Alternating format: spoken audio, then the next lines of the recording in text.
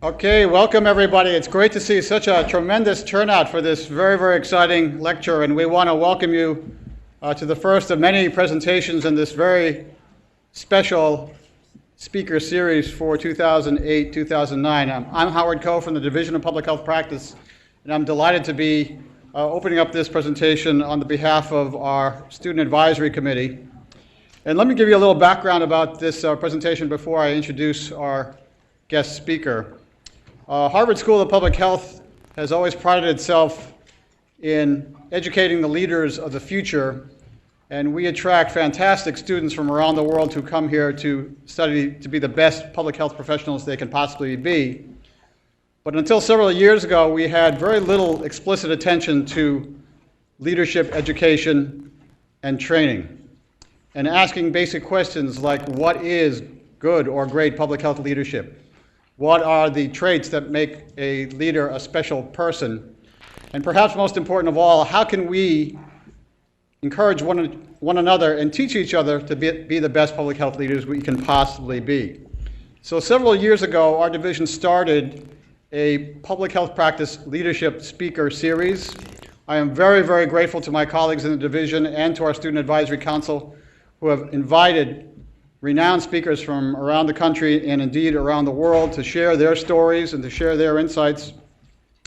I particularly want to thank Betty Johnson, who's our advisor in this process. Betty's over here and deserves a round of applause. Thank you, Betty.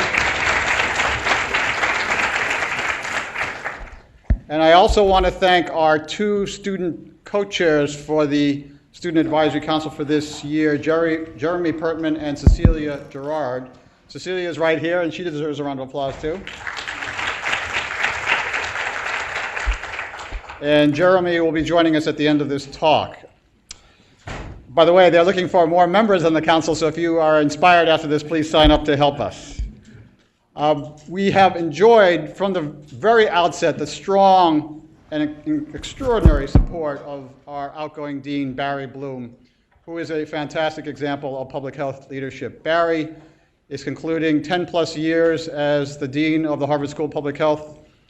He has given every ounce of his being to make this school a better institution and to advance public health around the world. And so it was in that spirit that we have renamed this speaker series the Barry R. Bloom Public Health Practice Leadership Speaker Series. And I think Dean Bloom deserves a round of applause right now for that.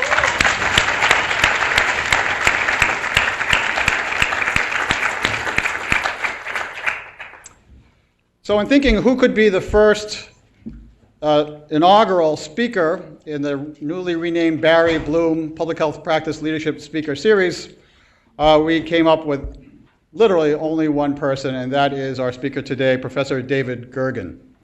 I've had the great honor of working with Professor Gergen since coming here to Harvard about 5 years ago, and it is a joy for me personally and a thrill for all of us as a community to have David here. He just got off a plane about 5 minutes ago, so we are so happy you are here and not on a TV set. David, thank you. For those of you who do not know Professor Gergen, he has had an extraordinary career as an advisor to 4 U.S. presidents, Republican and Democrat. He's written an extraordinary book called Eyewitness to Power, where he explores the essence of presidential leadership. Here at Harvard, he is Professor of Public Service and Director of the Center for Public Leadership at the Kennedy School of Government. Professor Gergen, despite his extraordinary schedule this election year as a political commentator on CNN, and you can see him literally almost every night making tremendous insights about this upcoming election, Professor Gergen said that he wanted to come because he thought public health was so important, that he is fascinated and committed to the concept of public health leadership, and he wanted particularly to honor our dean for whom this series is renamed. So as in that spirit, I am deeply honored and grateful to introduce to you Professor David Gergen.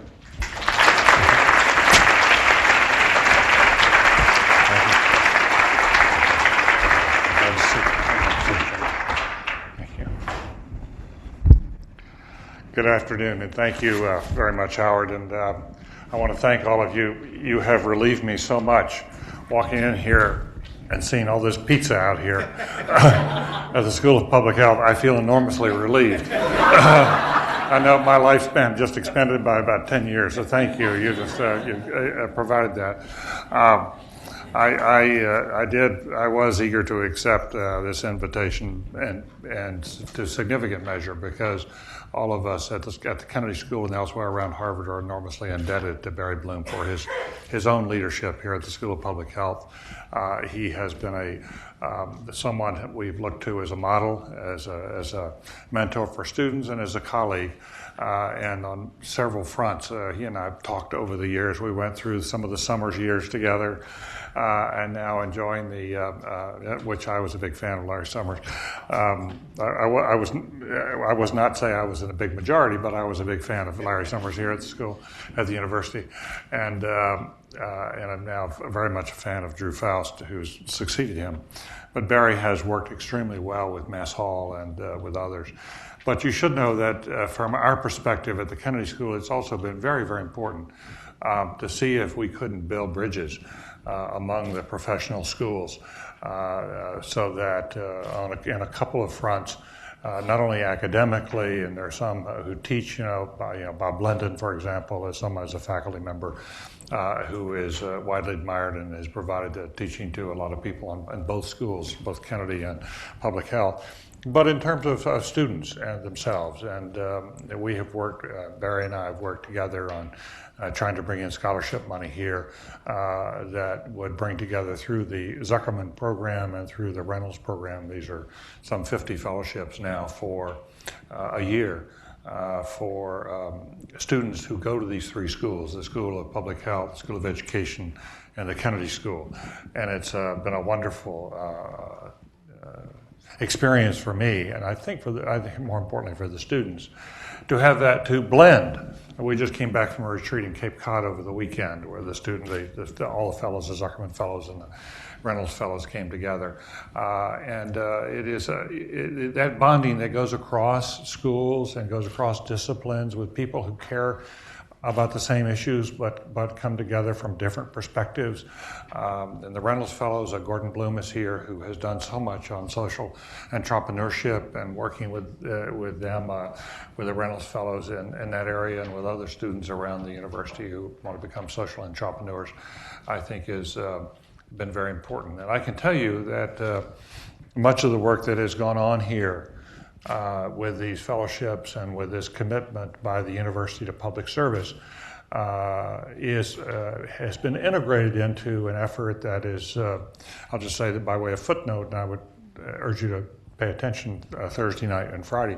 September 11th is Thursday. It's the anniversary, of course, of 2001. It's the 7th anniversary. Unfortunately, after September 11th, 2001, there was no call for shared sacrifice, for giving back. We were told to go shopping. And we've never fought a war in which there's been no draft and no tax increases. This is the first one when we send some people off to fight and everybody else has goes on shopping or whatever it may be. Well, there are a group of people who come out of this field, especially the social entrepreneurship field, but others who are very involved in the push for public service. I happen to be involved in one of the organizers. We're holding a summit conference in New York City Thursday night, September 11th, and then Friday, all day Friday, to promote the idea of national service. And both candidates, both John McCain and Barack Obama, are coming to speak about national service. We have this unusual moment when both candidates are committed to expanding the size of AmeriCorps, and we want to take it from 75,000 a year to 250,000 a year. And people right here in Boston, Alan Casey, who co-founded City Year, and others, Michael Brown, they're both Harvard graduates, came out of the law school after the undergraduate days.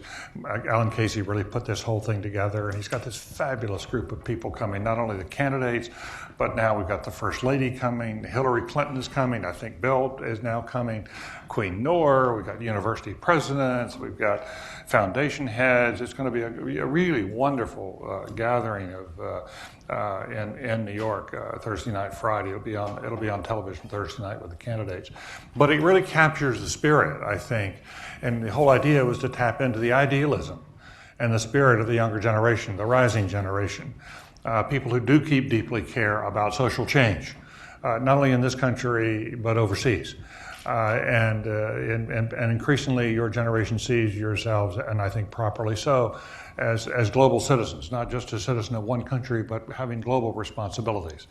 Our hope is that those of us who are an older generation can help to open more doors and make it more possible and provide more incentives for your generation of people who want to step forward and take positions of leadership, not only in this country but around the world. And I can tell you, I just from a number of different exposures here in the last few months in the midst of this presidential campaign, I just reflecting on an overseas trip I made to Switzerland with the World Economic Forum this summer, where they had 60 CEOs from around the world, and then a gathering I went to on Friday after the conventions were over in New York City with a dozen of the top financial leaders in this country, including Pete Peterson and Bob Rubin and others who have served in positions of authority and real responsibility. That in both instances, I was struck by the conversation by how many of the people there who are older saying how disappointed they were in the leadership of their own generation, how concerned they were about where the world was heading, and how much hope they were now investing in the generation that was rising.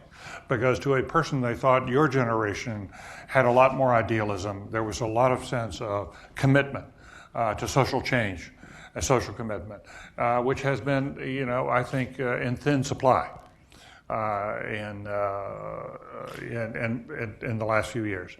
And that if we, in fact, in the older generation, can encourage you, can open the doors for more public service, for more people volunteering, and in addition, asking people not only to serve but to lead, but to step up to it, that could make an enormous difference in the state of the world. And to a person, everyone is saying, can we get these folks ready as quickly as possible, because we sure need them?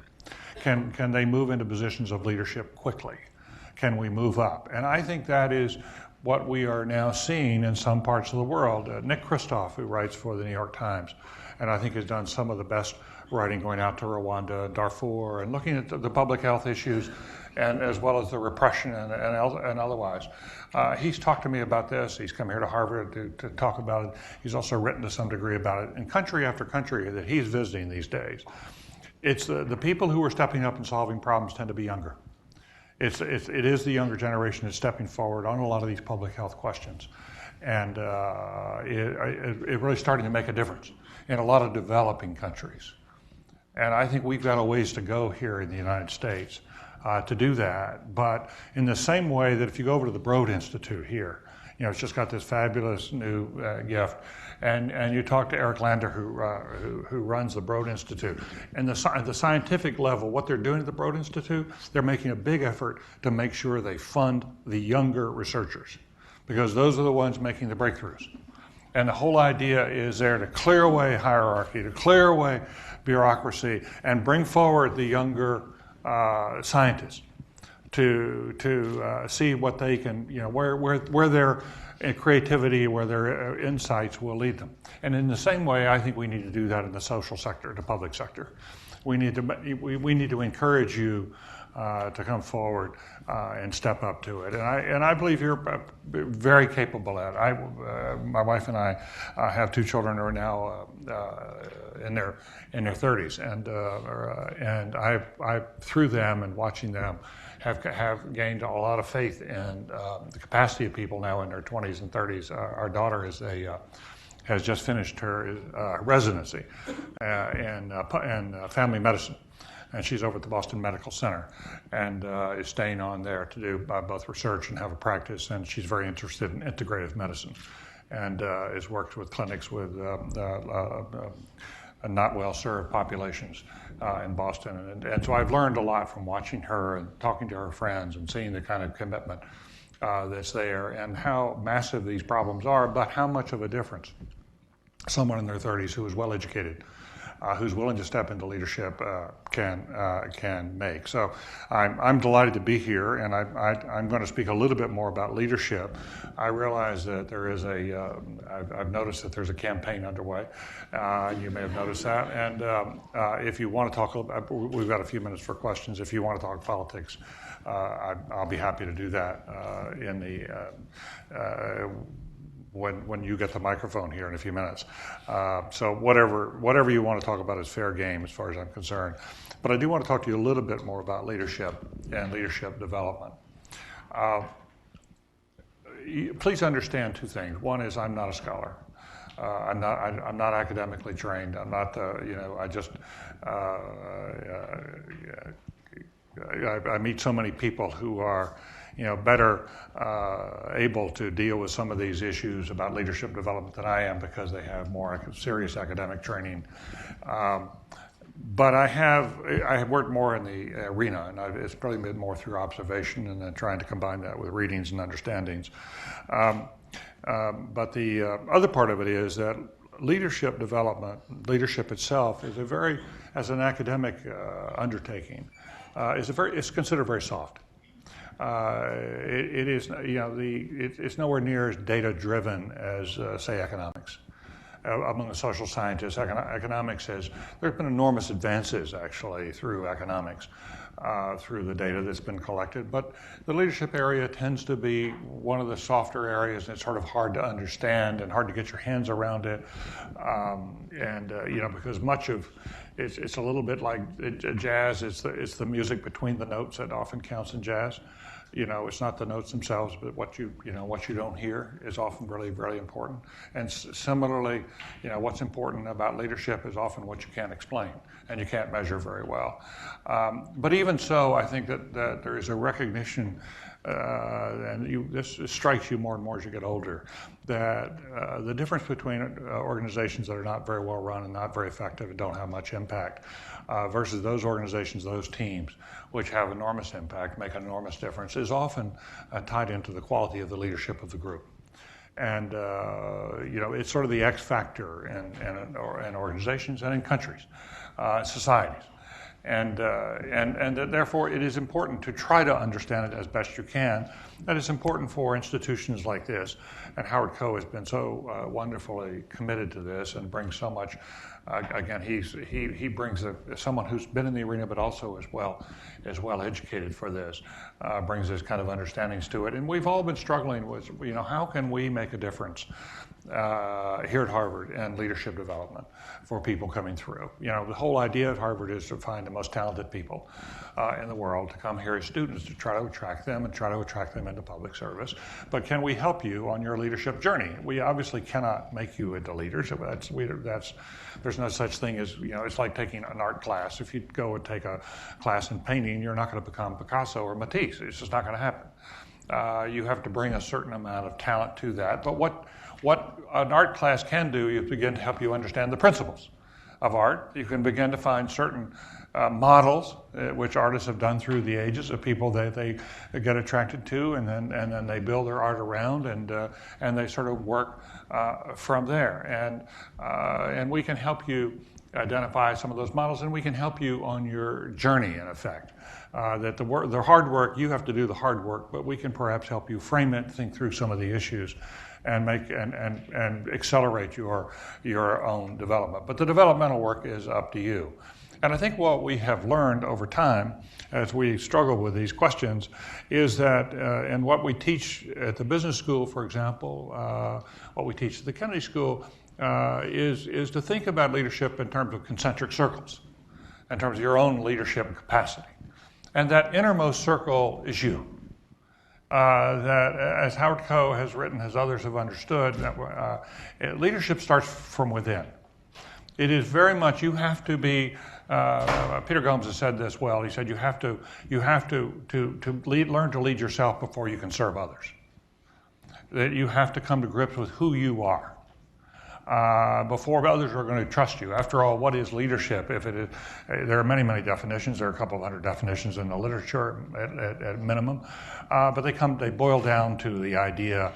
Gary Wells states this well. He's a classicist out at Northwestern University, and he said a leader is someone who mobilizes others in the pursuit of shared goals. A leader is someone who mobilizes others in the pursuit of shared goals, and very important, the word shared. These are not just something that spring from the mind of the lonely, heroic individual at the top of some, a hierarchy. It is very much something that's interactive, that you work out together. They are shared goals. But there is also, the emphasis also is on the word mobilize. It's how do you inspire? How do you encourage? How do you bring along? How do you cajole others to work on these shared goals? And that mobilization fundamentally depends upon a relationship of trust. Trust between those you're trying to lead and the leader. And your colleagues, do they trust you? And that trust question goes back, are you trustworthy?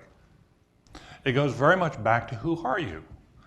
Do people find you authentic? Do people find that you you're a well-centered individual?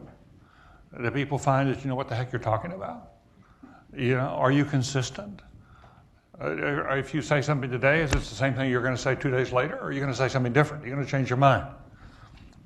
That trust is built up on many different qualities, and it fundamentally revolves around starting with, and I think most of us find that there are three essential elements. Leadership often depends on context. The style of leadership that one uses and may depend very much on the context. The leadership you use in an academic institution will be very different from the leadership you will use if you're a group of first responders in a hurricane that's coming through. If Gustav is sweeping through, the kind of leadership is not going to be quite as collaborative. It's going to be much more directed. We got to go do this. We got to go do that. Everybody's got to move. So a lot does depend on context, but whatever the context is, there are some elements that we have come to believe are pretty universal in all contexts. And I'll just tell you that where I come from on this, there are three elements to me in terms of that inner circle that are essential for effective leadership in terms of your own development. Most people don't like to admit this very much because it's a little awkward to talk about, but I believe that if you're going to be an effective leader, you have to have a fire inside. You've got to have a sense of ambition about what you're trying to accomplish. You've got to have a zeal about this is really important. We're trying to build something here. We're trying to go here. We're trying to change this. And if you don't have that fire inside, you can't inspire it in other people. And it's what gets you up in the morning.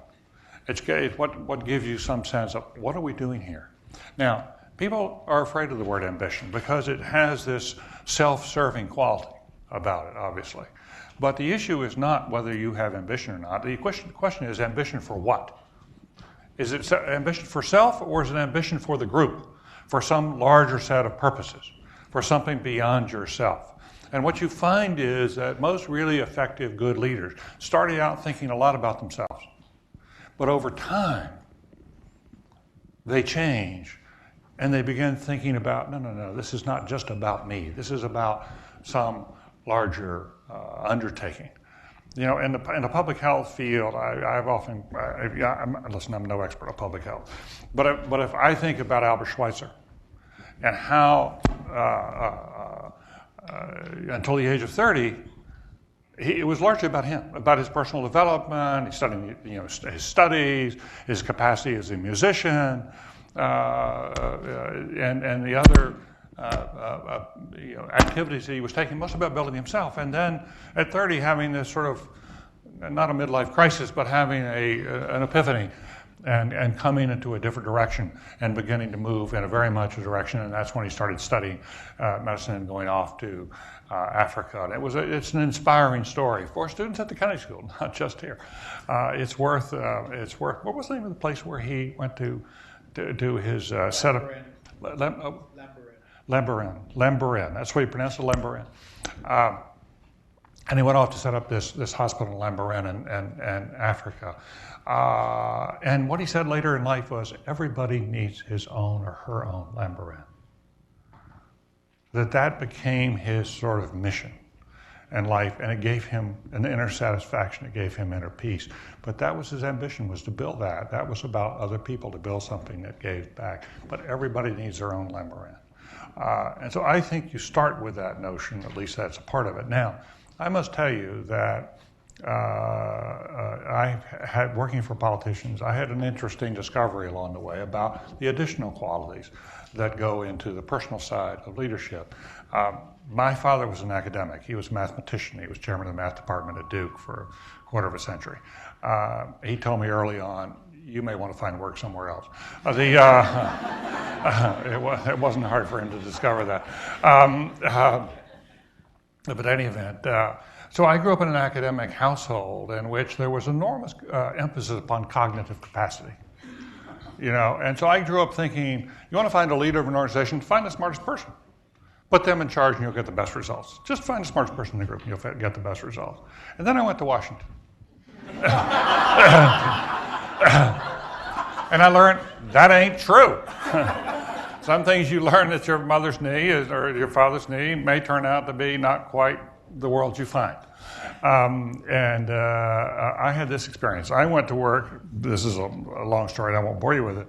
But I went to work. I came here to the law school. And then went in, and it was in the late 60s, I graduated. The Vietnam War was underway. And I went in the service, military service. I was in the Navy for 3.5 years.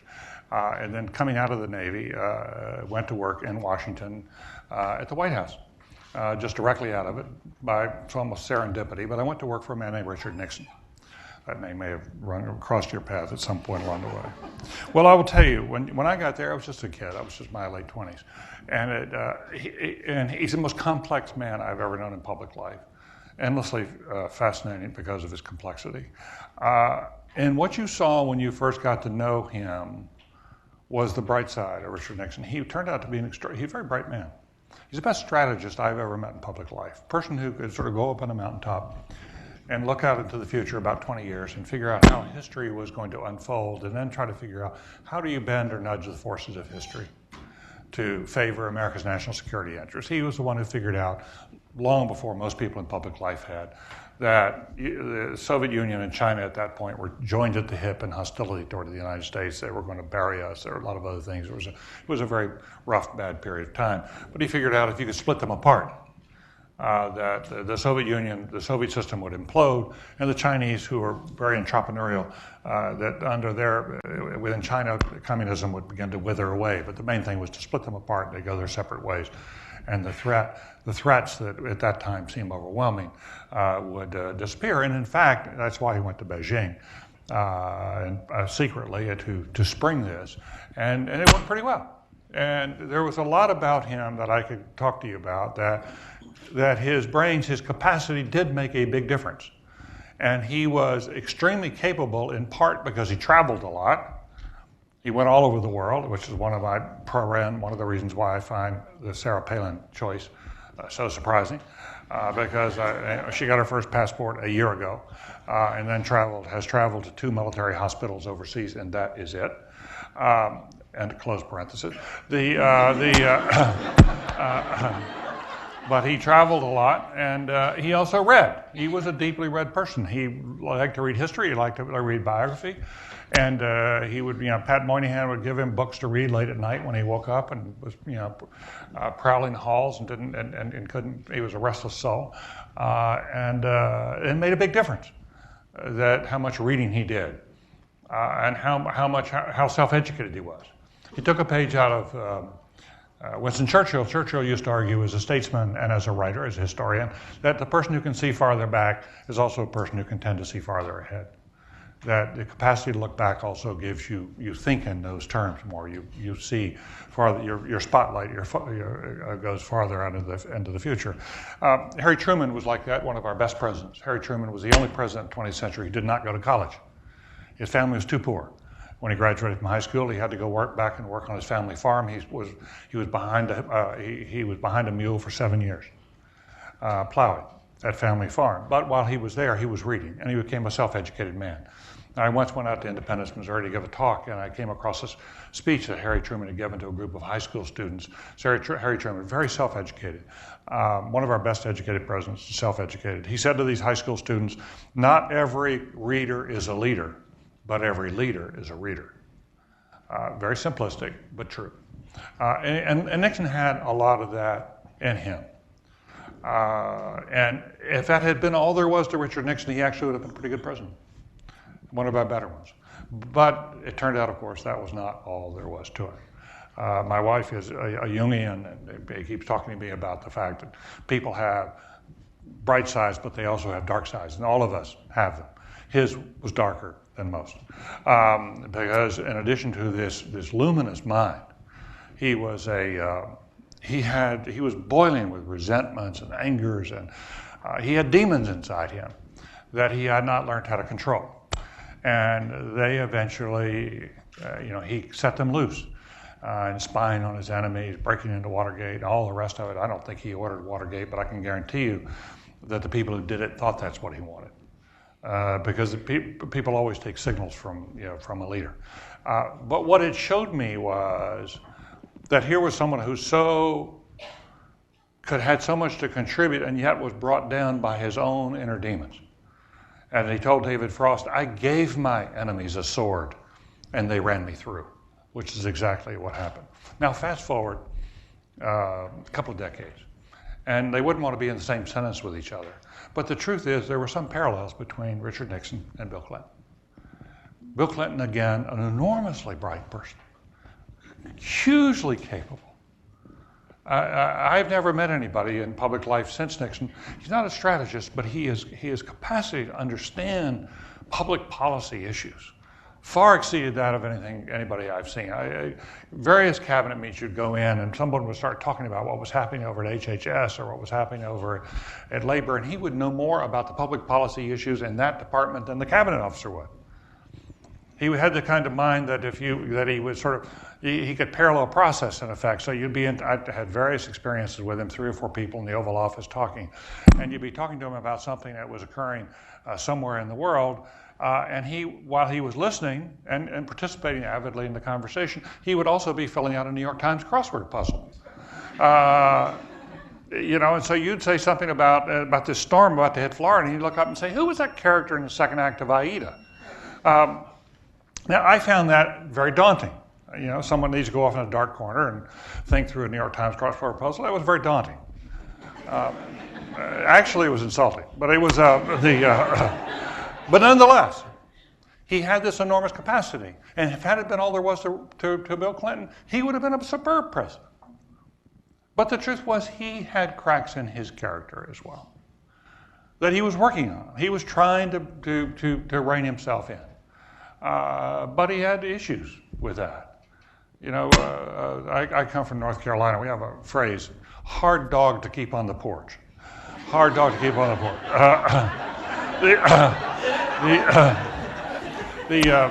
And I'm a big Clinton supporter. I'm a big believer in Clinton. I think the global initiative he does is wonderful now, and I'm trying to go down there in a couple of weeks for that. But it was a tragedy involved with Bill Clinton because he had so much promise, he had so much to offer, and he still does. And yet, these character questions came back to haunt him.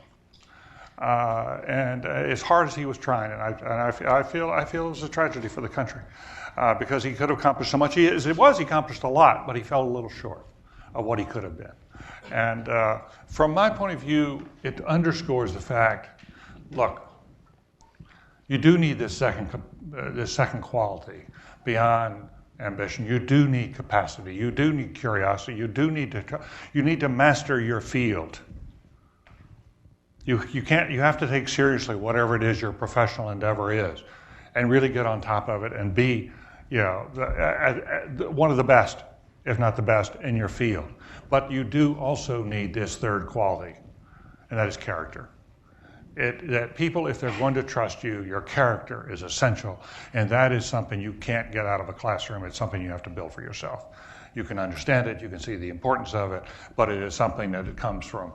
It's the acquisition of habits that make a difference over time, principles and values that go into that. But I've seen so many public figures that I have known become unhinged because they're usually capable people, but that they go off the track somehow. They become self-obsessed, they become arrogant, they lose track, they lose touch. They think the world revolves around them. They like to, in Bill Clinton's case, he found a certain kind of satisfaction from walking on the edge. It was exciting to walk on the edge. It is exciting to walk on the edge. But sometimes you walk on the edge, you can walk over it, and you'll fall over a precipice. That's where you've got to sort of figure out, okay, how are you going to play the game? Where are you going to put yourself in that range of things? But you find again and again and again that those issues of character play such an important role, and you can't measure it, but you know it's there. But it's that combination. So what I have observed in most recent presidents was that they were hugely capable people, but these questions of character kept coming back to haunt them. It's why James David Barber, who's a major political scientist, decided some years ago, after Nixon, to write a whole book on what the presidential leadership is all about, and the whole book was about character. David McCullough, the historian, has written that he wrote in his History of Truman, wrote, character is the single most important asset for presidents. So I come to believe that. Now, I must tell you that in the case of our current incumbent, I think he reminds us that there's a balance here that's pretty essential. And I think our experience with him has been that he has, I'm not one who questions his character. Some people think he's, incorrigible liar. I don't come at it from that view. I think, in fact, he's a person who had to walk on the wild side when he was young. Some would say a rather extended tour, but nonetheless, he found himself, I think, and through Billy Graham's help, and faith is a very important part of this. He found himself when he was in his early 40s, and I respect the life he has led since then. He's a more disciplined person than I am, and I respect that. I think he's well anchored as a human being. He's well anchored as leaders should be in their family, their faith, and their friends. Those are three really important qualities. If you can, and we don't talk much about faith at Harvard, but I think in your own lives, how important that is as an anchoring quality. It doesn't have to be a formal church. It can be your own spirituality. It can be a lot of things, but having some sense of a larger being actually turns out to be anchoring, and it keeps people's egos a little bit more under control. So I think he's well centered in that sense. What I find, and the surprise about George W. Bush was, especially since, after all, he's credentialed by Harvard University.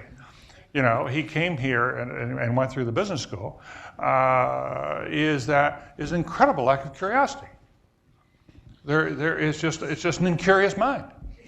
It's a person with a huge amount of discretionary income who basically never traveled most of his early life. He went to 4 countries briefly, like that. We don't know about Tijuana. That's different. But there was that quality about that there's not a lot of curiosity, and so and he wasn't a reader. And so when you come to it's important to learn where your instincts work and where your instincts don't. How often should a leader rely upon her or his instincts? Not an easy question. But if you're going to rely on your instincts, they darn well better be pretty well informed. If you're going to rely on your instincts and everything is a question that's coming to you for your first time in your life, you never thought about this, you never had any exposure to it, it's a question of first impression, as they say in the law, then your instincts may not be very good. And I think we've gotten into a lot of trouble, in part because this kind of instinctual, decision-making by hunch is not a great way to make. So you do need this balance. That the individual who is, you don't have to, you've got to have all 3 of these qualities. You've got to have that drive, you've got to have the competence, and you've got to have character, and you need them in balance. And again, it does not have to be, the brightest person is not always the best person. In fact, if you find the brightest person has got bad principles and bad character, you're going to get into a very dangerous place. A very dangerous place. I'd rather have somebody who's not very bright and who's got great principles than somebody who is very bright with no principles leading an organization. You don't get as much trouble that way.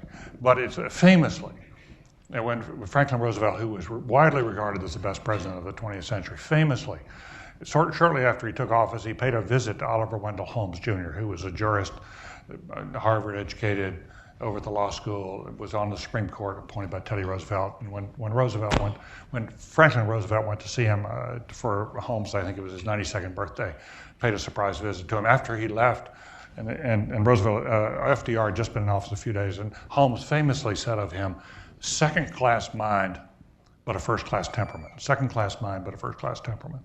And that combination worked pretty well. So that's that inner circle. I'm not going to spend much time on the other circles, but I just want to mention there are two circles beyond that. And for leadership forever, beyond that inner circle, the next circle out, we've always had to deal with how do you lead the team? What are your skills? What are your social skills? Your capacity for listening, your empathy, your capacity for setting a vision. All those questions come in. How do you build your team? How do you empower people? The nature of leadership is changing in how you do that. It's much less top-down now than it was. It's much more bottom-up. How do you collaborate and all those kind of questions? But mostly it's how do you create a team? At our Center for Public Leadership over at the Kennedy School, we don't talk about staff. This is not a staff. This is a team.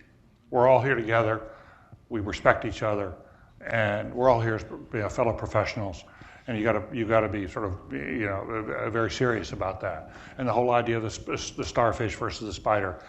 So if something is lost, it grows back with the starfish, and having that sense of team. And that's been with leadership for a long, long time, and you all, I'm sure, have talked about that. But there is now a third circle that we increasingly teach about at the business school, the Kennedy School, and elsewhere. And so the next circle out is increasingly where leadership is taking place, and that is, if you're a leader of your team, how do you work well with the leaders of other teams? How do you partner with?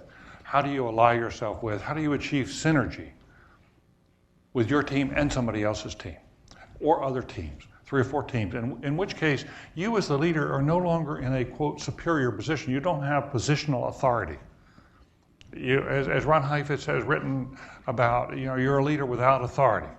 And you've got to somehow, the new frontier for leadership is out there in creating, and in public health that's particularly true. When there's so many other stakeholders in any system, where you've got to learn as a public health leader, how are we going to collaborate, how are we going to move in the same direction together to make something effective. I work in a program with one of your people here, several members of the School of Public Health faculty, on an emergency preparedness effort. It's called the National Preparedness Leadership Initiative. And Lenny Marcus is sort of a driving force behind that. He's a force of nature, as I've discovered. In any event, but he has been working with Julie Garberding of CDC. And I've been down to Atlanta to see Julie, and she's been up and talked and so forth. But what does she, as a public health official, have to do? She has an incredible amount of responsibility working with FEMA, working with this Defense Department, working with others at the HHS.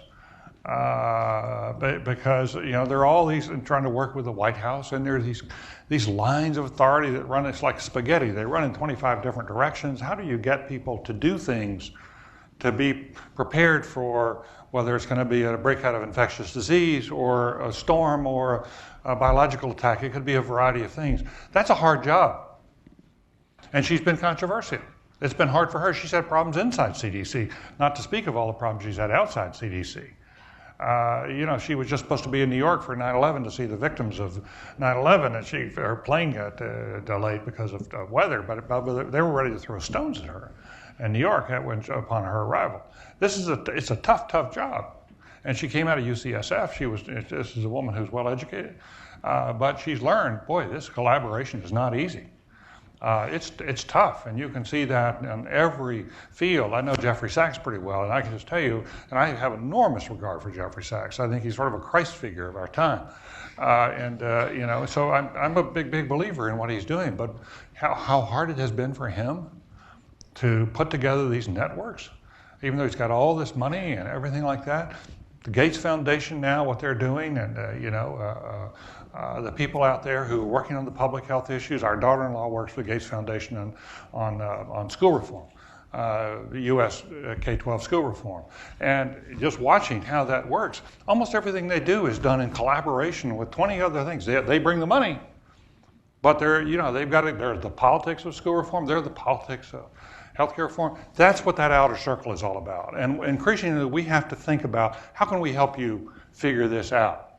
You've clearly got to get your head around the fact that these are complex systems, and when you have all of this mastery of public health, you still have to work with a variety of other people and a variety of other organizations who may not see the world in the same way you do and have other priorities from what yours are. How do you bring them around? How do you ally them? How do you get them focused? How do you get people to focus on the issues of obesity and do something about it before it hits? How do you get people to deal with behavioral change on climate change, on global warming?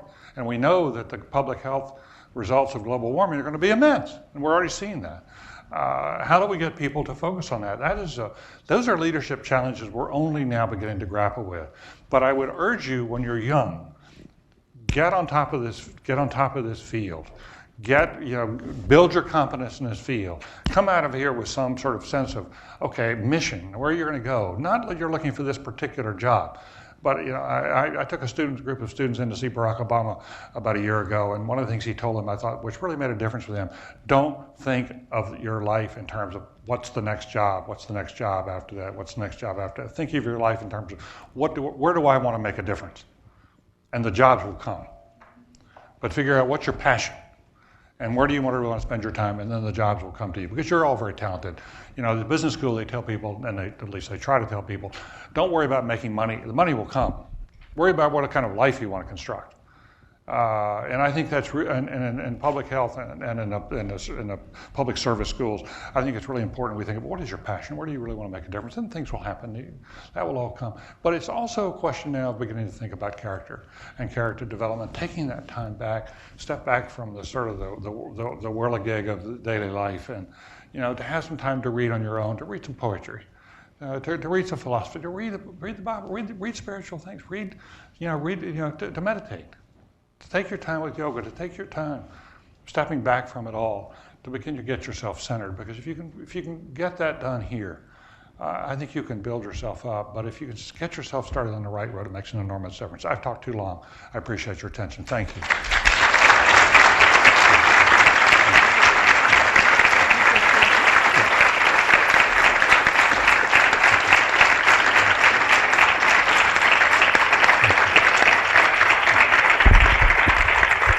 Hi, everybody. Can you hear me? Yes. Okay. Well, we are gathered here to hear David Gergen's comments, and I'd like to thank all of you for coming out today on behalf of the Student Advisory Committee that helped organize this event, and on behalf of the students here. David Gergen, thank you for coming again. I would like to take time now, about 10 minutes, open up the floor to questions. Can we have a first question for Mr. Gergen? Thank you. Professor Peter Kutuzian, a former student. Yeah, I know. Peter's in the Massachusetts legislature, and he's made great contributions over there. I'm glad to see you again, Peter. How did you wander out of here, over here? Okay. I'm the chairman of the Committee on Public Health, so nowhere is sort of your place here today and the leadership that you've been able to teach me or show me has really served me well in protecting public health in Massachusetts. One thing that I'm really curious about, even prior to these conventions, where you could see where the Governor Palin selection has energized sort of the Republican Party, but even before that point, the polls showed that these two candidates were about even. Every doctrine in the world, or every political theory in the world, asks that question: are we better or worse off than we were 8 years ago? And almost 265 million Americans answer that. We are worse off now than we were 8 years ago. John McCain was very independent of President Bush. Now he has aligned himself more closely with President Bush. So we decide prior to the convention, getting to talk about the Sarah Palin selection. It's mystifying to me that these two candidates would be so close. I'm wondering what you might attribute that.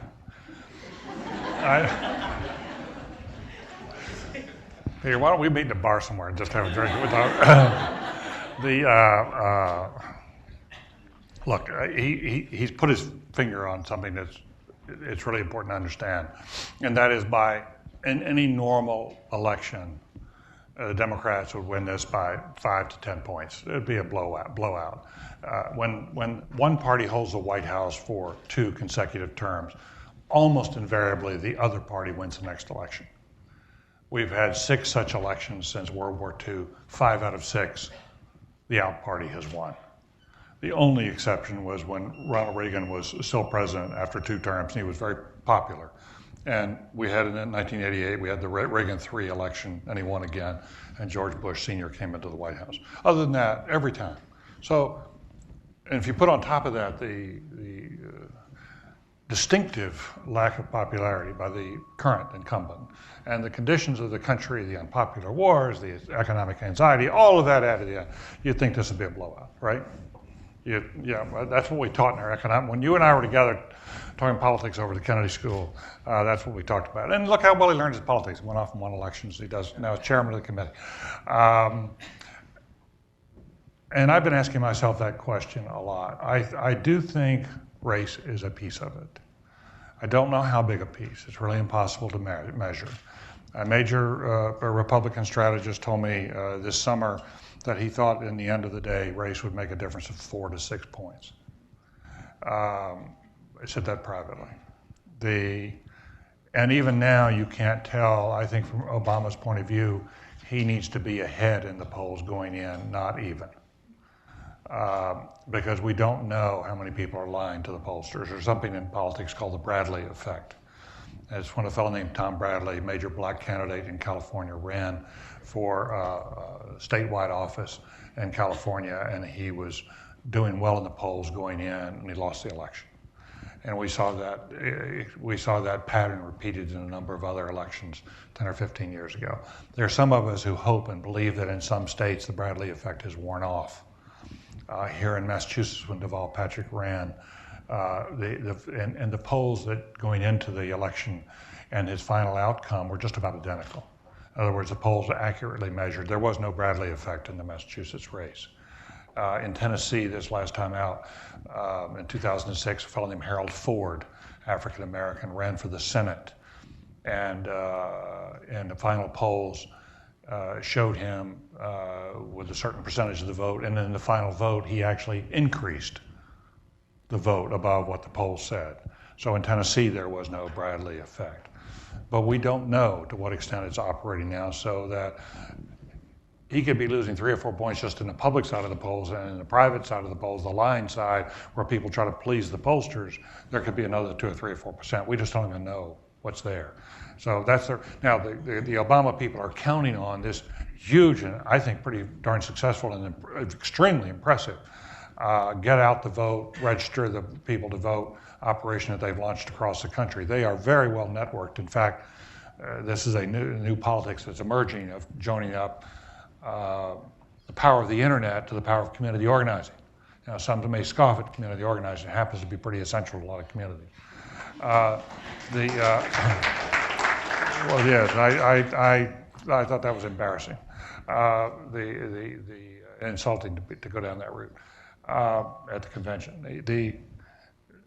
But they think they can make up for this difference, and they're pretty darn. I've been out to Chicago and talked to the Obama people about 3 weeks ago, and they're pretty darn confident about that get out the vote effort. They think that's their ace in the hole in effect. Now, I think they're entirely too complacent. I think they've been too confident of victory, and they let themselves get caught out a little bit here, thinking, no drama, Obama, he would just sort of go right on through this, sort of coolly going through this, and they've now got a big fight on their hands. Because I must tell you, while that has been going on, so there's that effect. But I also believe that there are Republicans who are sitting there with the low cards, after all, and there are Democrats who are sitting there with high cards going into this game. I think the Republicans have played their cards better than the Democrats have. Now, that's partly because they're very good at this. They're very, very good at campaigning. They have, the Republicans, after all, have won 7 of the last 10 presidential campaigns. They know how to play this game. They're better at campaigning in many ways than they are at governing. That's just a fact of the matter. I assume we're talking here off the record, so it's probably too late, but I assume we're talking off the record. But they're very, very good at campaigning. And there are some parts of it I don't like. I find unpleasant. In fact, I find objectionable. But there are other parts I'm saying, wow, they're pretty darn smart. And some parts of what the Democrats are doing, I think that Obama does not have a sharp message. He's got all the economic factors working in his favor, but the way he talks, is so, it's got so many qualifiers. It sort of has a judicial approach to public policy. It's very careful, very thoughtful, but the constitutional lawyer comes out in him. And so what you get are, long, sort of detailed answers. As Paul Begala, a friend who's a commentator on CNN too, he likes to say, Democrats are becoming famous now for having 12-point plans and 3-point losses. Republicans are better at sort of, okay, how do you communicate in some way that actually shows that you get it?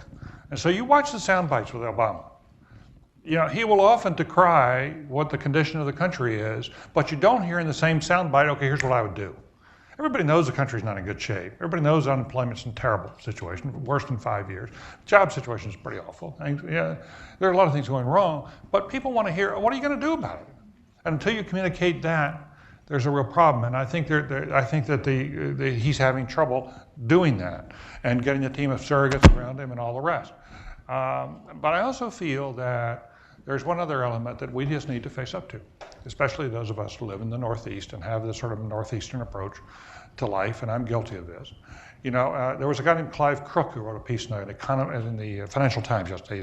He's one of their columnists. And I thought he said something that was pretty trenchant, and that is that there's a tendency on the left in this country to support a lot of programs for lower income people and to really want to make a difference in their lives, to put safety nets out there, to make sure that they're well treated, they have access to health care and education, so forth and so on. That's great. And we should be pleased and proud of doing that.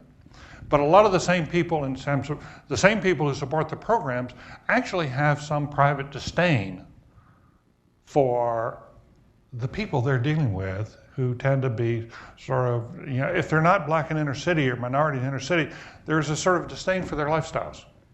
They're evangelicals, they go to these crazy churches, they speak in tongues, Pentecostal, oh my goodness, they do things, they believe in life, and they're against abortion. They're against abortion. And I will tell you, evangelicals in this country for a long time have felt treated like second-class citizens. They have felt that that the elites in the country sort of look down on them, and that they have this kind of sense of things. And there's a resentment out there of that they feel like they're the ones who tend to sign up for our wars. They try to pay their taxes. They're facing a lot of hardships in life, jobs disappearing. They like their guns. They like they have all these views. Some of them have their prejudices, but there's not a lot of respect coming toward them. And so when the Republicans come along and tap into that, as they did with the Sarah Palin choice, it gives voice to their frustrations, their resentments, and so forth. It's really important for those of us who are affluent, who come from these well-heeled institutions, who especially come to a place like this, to learn empathy, not just when you're out there doing public health, that you want to make sure the baby is well, but you don't particularly like the mother and father, and you don't want to spend any time with them. We have to deal with this ourselves. That this is a society in which there are a lot of people who feel disrespected in this society. And this is, so you just can't sort of blame it on the Republicans. The Republicans are taking advantage of a cultural divide in the country. And when you're not guilty of this, but when, a lot of white society, sort of locks itself up at night and, gets behind its gates and, we've allowed all this inequality to take place. And it's rising inequality. And it's a question of sort of coming to appreciate that people who don't live like us, are still part of the same family in some ways, and we have to, I think a lot of us find that difficult. I'm pretty elitist. I'm very elitist when it comes to Sarah Palin's capacity to be, her experience, quality to be president. It scares me. I think it's reckless to put someone like this next door to the Oval Office with a 72-year-old CEO. You would no more do that with a great big, corporation. You had a big international corporation and you were looking for an heir apparent and you had a 72-year-old CEO, you would no more Ask this person to come do that. So I'm an elitist on that. I admit to that. Some people say, well, Roman Hruska from Nebraska used to talk about the Supreme Court and said, the mediocre people in the world need to be represented on the Supreme Court. That was his statement. He said that why shouldn't mediocrity be well represented on the Supreme Court? Well, what are we talking about here? Come on. That turns our world upside down. We believe in talent. I believe in aristocracy. I do believe in the aristocracy that Jefferson talked about when he had his famous exchange of letters with Adams.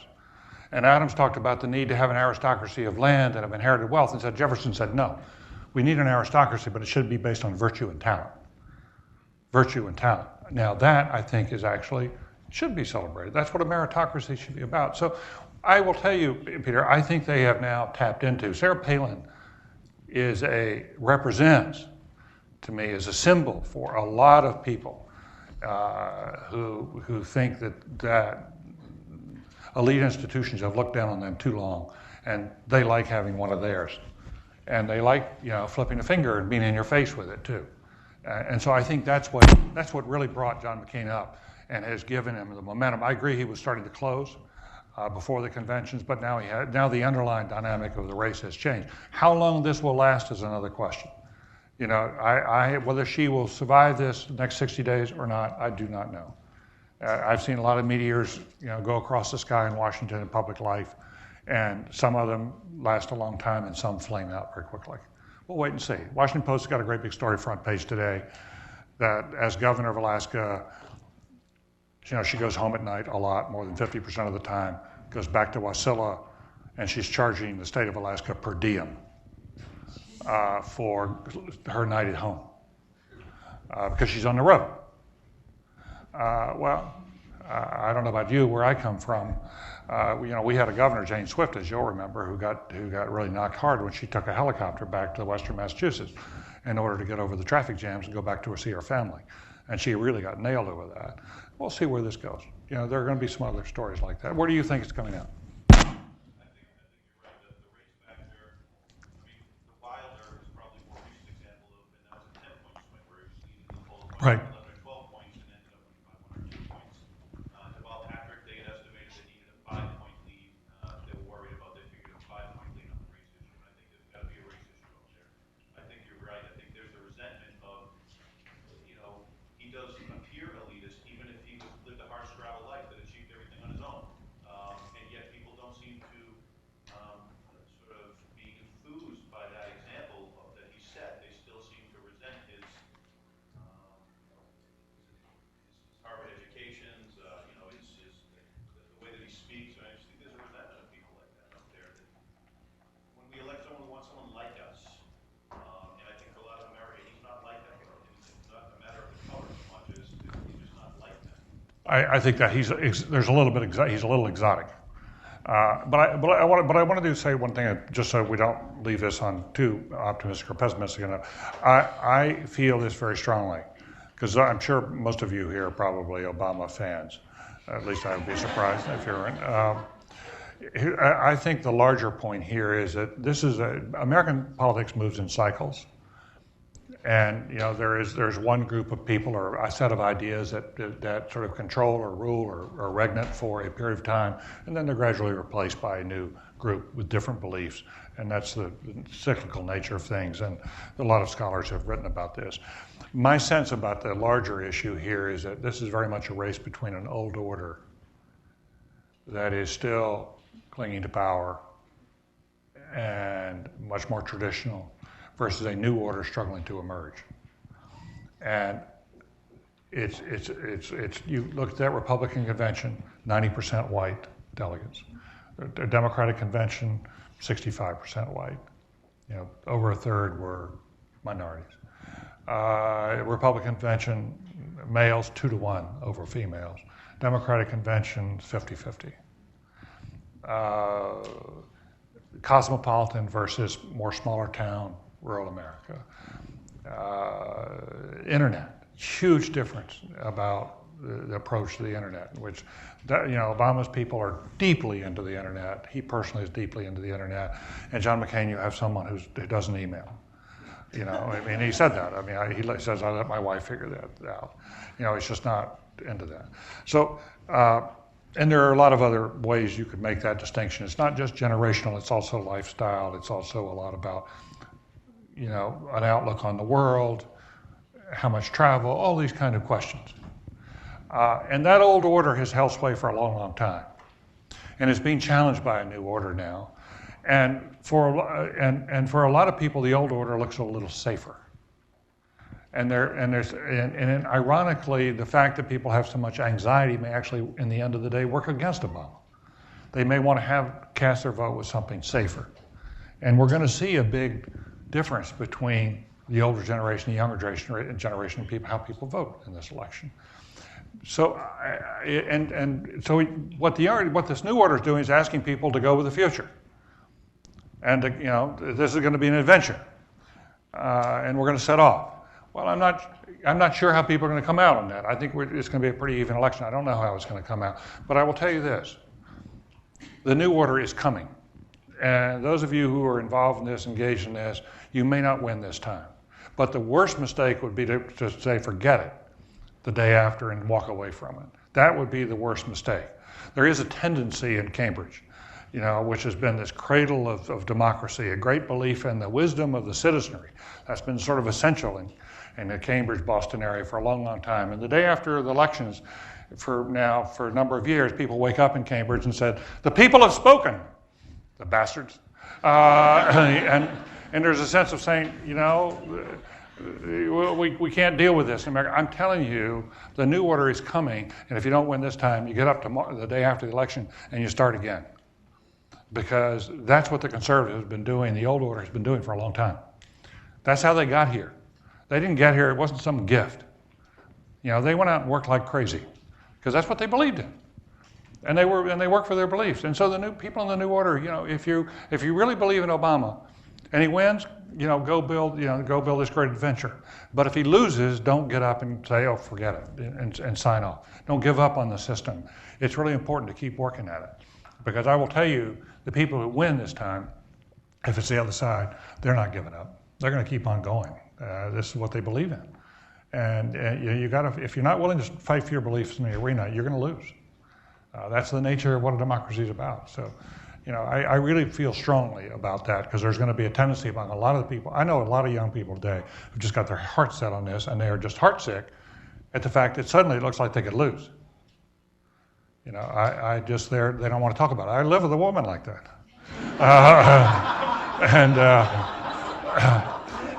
She doesn't want to talk about it. I say, "Oh, look, McCain just went up and said, oh, don't tell me about that. I need to sleep tonight." And I understand that. But I'm just telling you, the day after, take a look around. Do you want? We're probably way too late. I think we're a little past time. Okay, good. Thank you very, very much. Okay.